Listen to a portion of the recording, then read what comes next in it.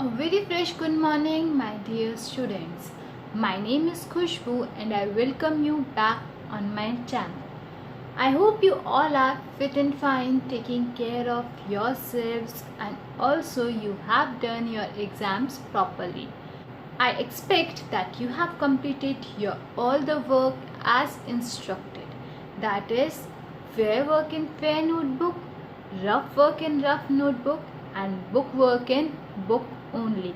Kindly listen to the instructions very carefully. Now look at page number 46. Let's learn new words. So today we are going to start with phrasal verbs. So basically a phrasal verb is a combination of words, usually a verb and a preposition, or a verb and an adverb. The phrasal verb usually has a different meaning to that of the original verb. We can also say phrasal verb as a compound verb because it is made up of two or more verbs. Like it is given here in this picture also. Main verb plus adverb is equal to phrasal verb, or main verb plus preposition is equal to phrasal verb, or main verb plus adverb plus preposition is also phrasal verb. So basically it is made up of two or more words. Let's see some of its examples. Put off, as it is made of two words, that is put plus off. So here put is main verb and off is an adverb. If we look separately, put means to keep something and off means to switch off something, like switch off the fan, right? But if we will see the meaning of put off, it means postpone, means to delay the time of some scheduled work. So we don't see the meaning of an individual word, rather we see the meaning of phrasal verb only. Like phrasal verb is put off, so we will see the meaning of put off, that is postpone only, not the meaning of put and off. So we will not see these meanings. Make a sentence on postpone, that is we will have to put off the meeting until next month, means we have to delay the meeting from this month to next month. Next example is put on. So put on is made up of two words, that is put plus on. It means to wear something. In it, put is a main verb and on is a preposition. Rather than seeing the meaning individually, we find the meaning of whole phrasal verb as it has totally different meaning, as we have discussed in earlier example. As we know that put on means to wear something. So let's make a sentence on put on. You should put on your new dress for the party.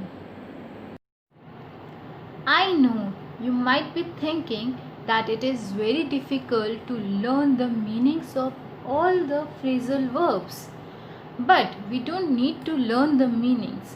We just want to improve our vocabulary.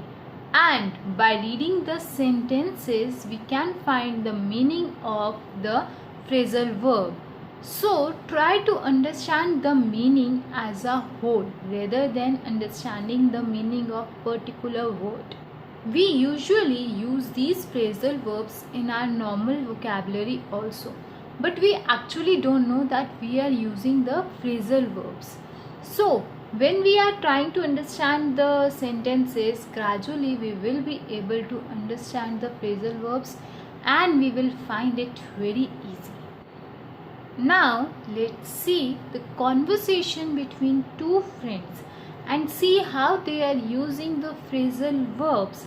Also, if you will see very carefully, you will find the meaning of that phrasal verb written over it, so that it will be easy for you to understand the meaning of phrasal verbs.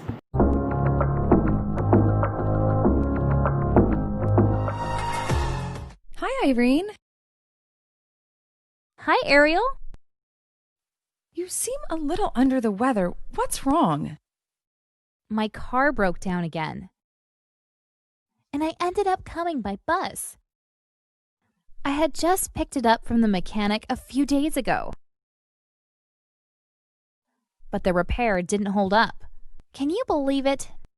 The car engine gave out again. I can't rely on my car any longer to get me where I need to go. It just wears me out. Oh, sorry to hear that. I really need to buy a new car. These two. So, have you observed that how these two friends were talking with each other and so many phrasal verbs are used in their sentences?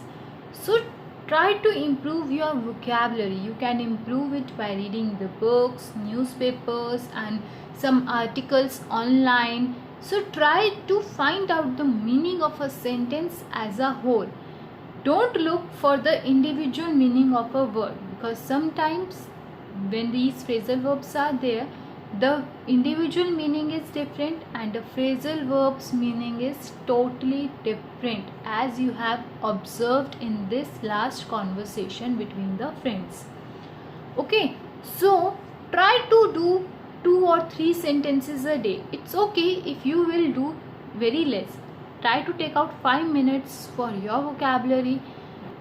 You will observe that day by day you will be enjoying to find out the words and the meaning and the sentences. You will find it more enjoyable and you want to learn more. Thank you for watching the video. Like the video, subscribe the channel. Don't forget to mention your name, class and section. As students, attendance is very important. We are getting very less attendance of yours. So don't forget to mention it in the comment box. Have a nice day.